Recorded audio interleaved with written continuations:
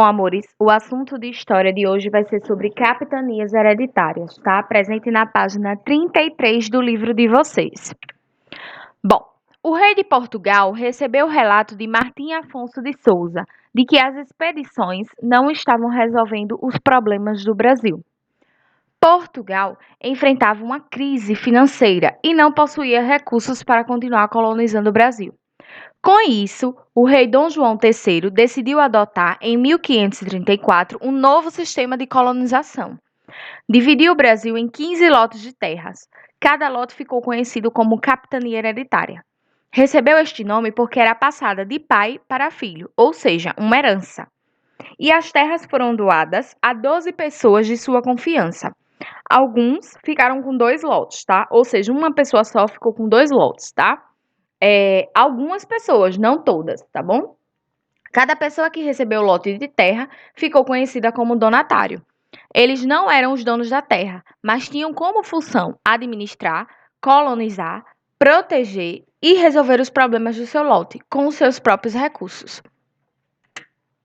O rei, quando doava o lote, entregava ao donatário a carta de doação e o foral, documento que estabelecia os direitos e deveres do donatário. Ou seja, o donatário, ao receber a terra, ele recebia a carta de doação, porque a terra estava sendo doada para ele, e o foral, que estava lá estabelecendo os direitos daquele donatário perante aquela terra e os deveres dele, as obrigações dele naquela terra, certo? Aí a gente traz como ficou dividida essas capitanias, quais eram elas, como ficou dividida e quem eram os donatários, certo? Tá presente no livro de vocês, tá bom?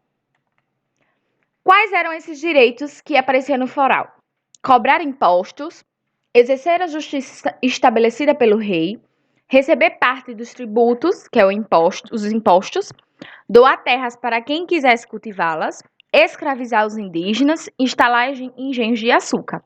Já os deveres deles eram explorar e defender a capitania, colonizá-la, pagar impostos a Portugal e fazê-la progredir, fazê-la avançar, fazê-la crescer, certo? As capitanias não tiveram tanto sucesso como o esperado. Vários foram os motivos que as levaram ao fracasso. Ou seja, o motivo da capitania era para fazer com que cada capitania progredisse, crescesse e fizesse com que ainda mais Portugal pudesse superar a crise que estava passando. Mas isso não aconteceu, tá? E os motivos foram a quantidade de recursos necessária para gerir tão grandes pedaços de terra era enorme e a maioria dos donatários não a possuía. Muitos sequer vieram para o Brasil. Os ataques dos indígenas, que muitas vezes tornavam-se amigos dos franceses e holandeses, aliando-se a eles em troca de objetos, chamado escambo. A distância entre as capitanias e entre Brasil e Portugal, a comunicação era muito difícil, ou seja, era uma distância tão grande que ficava difícil para os donatários saírem de Portugal, vir para o Brasil distante em instante ou então se instalarem aqui. E a falta de pessoas para trabalhar na lavoura.